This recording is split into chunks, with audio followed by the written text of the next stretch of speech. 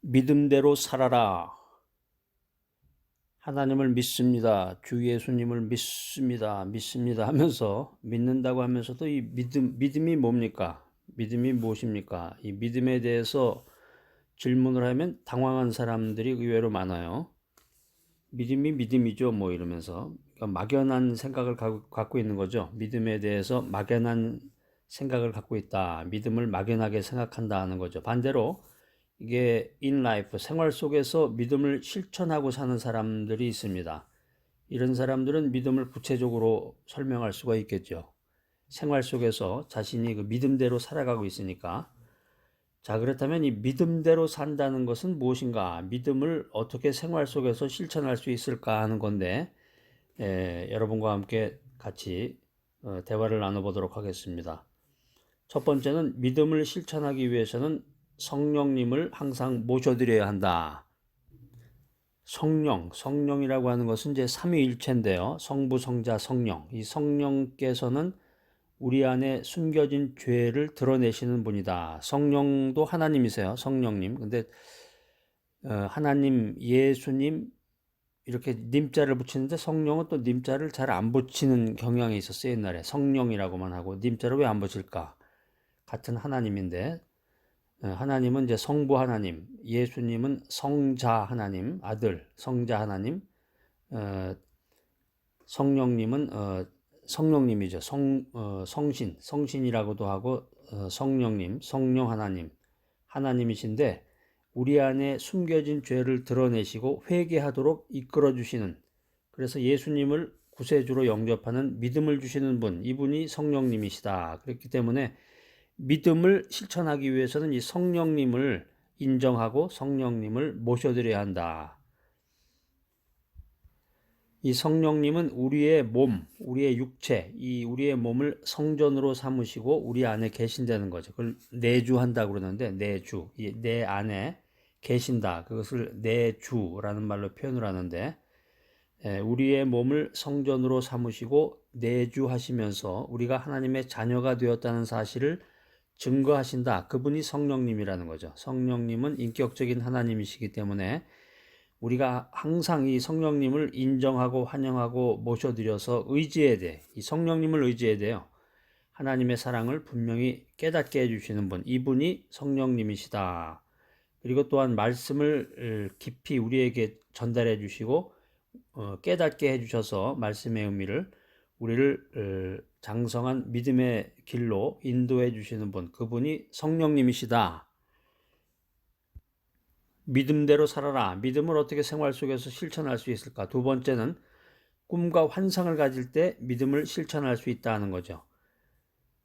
믿음으로 무엇이든지 창조하려고 할 때 그 창조의 대상은 현실이 아닌 미래 세계에 존재합니다. 그렇기 때문에 이 창조의 과정은 꿈이라든가 환상과 불가분의 관계가 있는 것입니다. 믿음의 조상이었던 아브라함은 이 자손에 대한 약속을 받고 무려 25년간을 그 약속을 꿈꾸면서 이삭을 얻었습니다. 약속한 자손을 통해서 이스라엘 민족이 탄생을 했고 그 안에서 메시아가 탄생하게 된 것입니다. 자, 믿음이라고 하는 것은 꿈을 담는 그릇이다 하는 거예요. 믿음이라고 하는 것이 꿈을 담는 그릇이다. 그러니까 믿음이 없으면은 꿈이 존재하지 못하겠죠. 꿈을 담는 그릇인데 꿈꾸지 않고서는 이 믿음을 소유할 수 없는데 이 꿈과 환상은 하나님의 말씀을 통해서 얻을 수 있다. 그렇기 때문에 이 약속의 말씀을 마음에 심어놓으면 이성을 초월한 꿈이 꽃피고 그것이 자라나서 현실로 나타나게 된다. 그래서 꿈과 환상을 가질 때 믿음을 실천할 수 있다라고 하는 것이고, 세 번째, 믿음을 실천하기 위해서는 기도해야 된다. 기도라고 하는 것은 한마디로 영혼의 호흡인데요. 하나님과 대화 나눈 것이다. 기도는 믿음의 호흡인데 하나님과의 그런 특별한 대화의 과정이다라는 거예요. 살아있는 믿음을 가지기 위해서는 기도로 숨을 쉬어야 돼요. 우리가 숨을 멈추고 숨을 쉬지 않으면 오랜 시간 버티지 못하는데 우리의 영혼이 기도하지 않는다 그러면은 죽는 거나 마찬가지예요. 그렇기 때문에 날마다 시간을 내서 기도해야 된다. 기도해야 된다. 기도라고 하는 것은 하나님의 보좌 앞으로 날아가게 해주는 날개와 같은 것입니다. 윙, 날개. 그렇기 때문에 언제든지 날개를 이용해서 날아갈 수 있음에도 불구하고 우리가 어려운 일 닥치고 힘든 일 만나고 공경에 처하면은 뭐 기도하는 거 잊어버리죠. 내가 언제 기도했었나 할 정도로 기도하는 거 잊어버리고 사는데, 그때 계속해서 무릎을 꿇고 하나님을 찾고 기도하면서 성령님을 의지해야 됩니다. 자, 그래서 살아있는 믿음을 유지하려면 생명을 걸고 목숨 걸고 기도해야 된다. 자, 믿음을 생활 속에서 어떻게 실천하는가? 네 번째 하나가 더 있는데요. 올바른 언어 생활을 해라. 올바른 언어를 사용함으로써 믿음을 실천할 수 있다라는 것입니다. 이 혓바닥, 혀 있죠? 혀 이렇게 날름날름하는 게 혀가 있는데, 이 혀라는 게 참 보면은 그 독특한 기능이 많아요. 여러분들 이제 아침에 일어나면은 그 거울을 보게 되잖아요. 세수하고 거울을 보고. 물론 이제 믿음의 사람들은 이제 기도해야 되겠죠. 묵상하면서 기도하는 시간이 있겠지만은 거울을 보게 되는데 세수하고 양치질도 하고 이 혀를 한번 이렇게 뽑아보세요. 거울을 보고서 혀를 쭉 뽑아봐. 그래 혀도 운동을 해야 돼. 그래서 이 혀를 혀가 이렇게 잘 그 원활하게 혀 운동을 하게 되면은 나이가 들어서 치매에 안 걸린다고 그래요. 그러니까 나이가 들고 치매가 걸리고 이 정신이 몽롱해지는 게 다 이 혀 때문에 그래. 혀가 굳는다 그러잖아요. 혀가. 사람이 죽는 과정을 이렇게 가만히 지켜보면은 이제 여러 가지 증상이 나오는데 그 중에 독특한 것 중에 하나가 혀예요. 혀가 굳어. 그러니까 이제 이 기력이 좀 쇠하거나 나이가 좀 많이 들은 사람들은 이 혀가 어눌해지기도 하고 혀가 굳어. 그래가지고 말이 잘 안 나오는 거죠. 혀를 잘 이렇게 놀려야 되는데 이 혀라는 게 오늘 이제 이 믿음을 생활 속에서 어떻게 실천할 수 있을까요? 거기에 대한 부분도 이제 혀가 나와. 혀가 어, 인간의 그 육체 가운데서 아주 작은 건데 작은 지체지만 사람의 운명을 좌우하는 큰 힘을 가지고 있다는 거죠.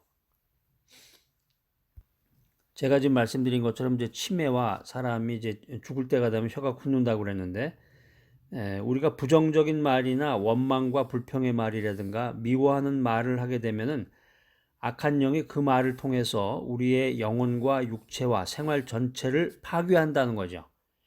그러니까 이제 혀가 그 육체적인 그런 것뿐만 아니라 혀를 통해서 말을 하게 되는데 혓바닥이 없는 사람은 말을 못 하잖아요. 그러니까 혀가 있다는 게 이 혀를 통해서 말을 하게 되는데 이 말이 부정적인 말, 원망스러운 말, 불평의 말, 미워하는 말, 남을 핥히는 말, 남에게 상처 주는 말, 자꾸 이런 말을 하게 되면은 악한 영이 그 말을 통해서 우리를 지배한다는 거예요. 우리 생활 전체를 파괴해 버린다. 그러니까 이 혀를 잘못 사용하면 우리가 이제 세상 말로 혀를 잘못 놀린다고 그러는데 혀를 잘못 사용하면은 이 흑암의 세력이 내 속으로 이렇게 모셔들이는 거야. 어서 오시오, 어서 오세요. 예?